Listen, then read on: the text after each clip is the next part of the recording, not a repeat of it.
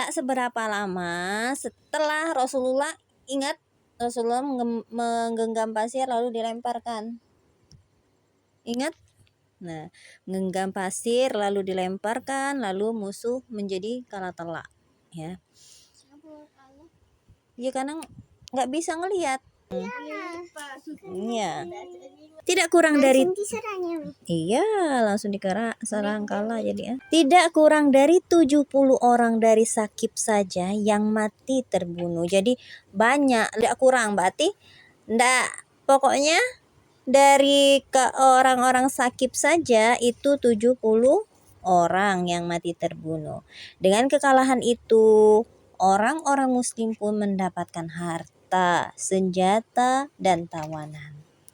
Inilah tahap disebutkan dalam surat At-Taubah ayat 25-26. Dan ingatlah peperangan Hunain, yaitu di waktu kalian menjadi congkak. Congkak apa, Dek? Sombong. Karena banyaknya jumlah kalian. Ada mainan congkak. Itu congklak. Ini congkak. Nggak ada L.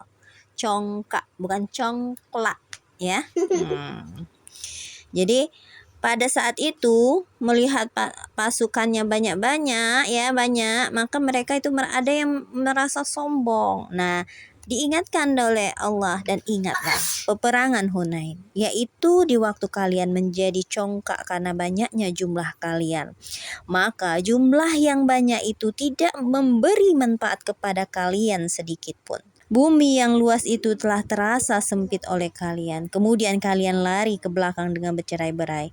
Kemudian Allah menurunkan ketenangan. Kan orang-orang pada pergi semua kan ini. Ingat tak? Cuma beberapa yang ada. Orang-orang itu lari ke belakang dengan bercerai-berai. Kemudian Allah menurunkan ketenangan kepada Rasulullah dan kepada orang yang beriman. Dan Allah menurunkan bala tentara yang kalian tiada melihatnya. Dan Allah menimpakan bencana kepada orang-orang kafir. Dan demikianlah pembalasan. Iya, mirip perang Uhud. Kan bencana sama dari Allah sama Malaikat ya. Malaikat yang turun. Iya. Pasti Jibril sama kudanya. Sama tentara-tentara Jibril. Dan demikianlah pembalasan kepada orang-orang kafir. Setelah pasukan musuh tadi kalah dalam peperangan Hunain ini, sebagian di antara mereka itu ada yang lari ke Thaif. Ya, ada yang ke Thaif, kemudian ada yang sebagiannya ke Nakhlan, dan sebagian lagi ke Autos. Karena itulah Rasulullah mengirim beberapa utusan yang dipimpin oleh Al-Amir Al-Asy'ari untuk mengejar sampai ke Autos. Lalu terjadilah peperangan selama beberapa saat di Autos tadi, dan akhirnya orang musyrik dikalahkan.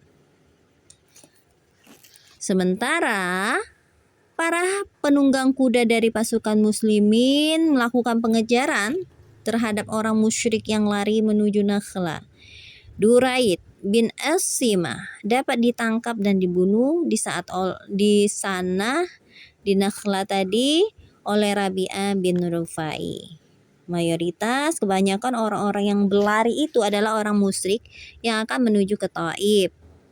Dan Rasulullah pun melakukan pengejaran sendiri, bukan cuma diutus saja oleh pasukan Rasulullah ya, pasukan Islam, tapi Rasulullah juga ikut mengejar dan mengumpulkan harta rampasan di Hunain. Kalau tawanan Islam ditawan oleh kaum muslimin, pasukan muslim itu akan dijaga, diberikan haknya. Kalau kita disiksa gitu loh. Pada perang Hunain itu ada 6.000 orang tawanan. 6.000 orang tawanan, 24.000 onta. Jadi ada 24.000 onta hewannya, 40.000 domba. Oh banyak ya. 40.000 domba, bahkan lebih, dan 4.000 ukiah perak. Rasulullah memerintahkan agar seluruh tawanan dan harta itu dikumpulkan dan disimpan di Jiranah. Ji'rana. Belum dibagikan ini. Lalu yang Rasulullah lakukan adalah menunjuk Mas'ud bin Amr al-Ghifari yang bertanggung jawab terhadap harta yang dikumpulkan tadi. Ya. Semuanya mendapatkan harta rampasan sepulang dari perang Thaif. Ya, jadi setelah pulang dari Thaif baru harta rampasan itu dibagikan. Di antara para tawanan terdapat Asyima binti Al-Haris As-Sa'diyah, saudarinya sesusuan Rasulullah. Sa'diyah, Halimatus Sa'diyah kan? Nah, ini ibu susuannya Halimah. Ini adalah saudaranya. Saudara sesusuan. Jadi pada masa itu Halimatus Sa'diyah tuh maksudnya yang nyusui Nabi Muhammad. Halimatus Sa'diyah. Tuh Sa'diyah tuh siapa? Bukan, nama anaknya Asyima binti Al-Haris As-Sa'diyah. Sa'diyah itu mungkin Al-Haris ini dari apa kabilah, bisa jadi nama ayahnya Al-Haris atau kabilah Sa'diyah, biasanya kayak gitu. Nah, dari kaumnya mungkin. Ketika siapa tadi Asyima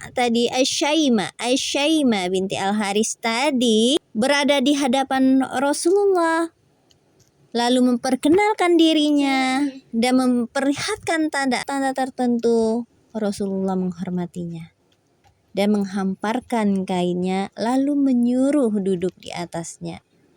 Selanjutnya beliau pun membebaskan Asyima dan mengembalikan ke keluarganya. Jadi sebagai saudara sesusuan ya dengan Asyima tadi, Rasulullah memberikan penghormatan juga ya, walaupun dia pada saat itu menjadi tawanan.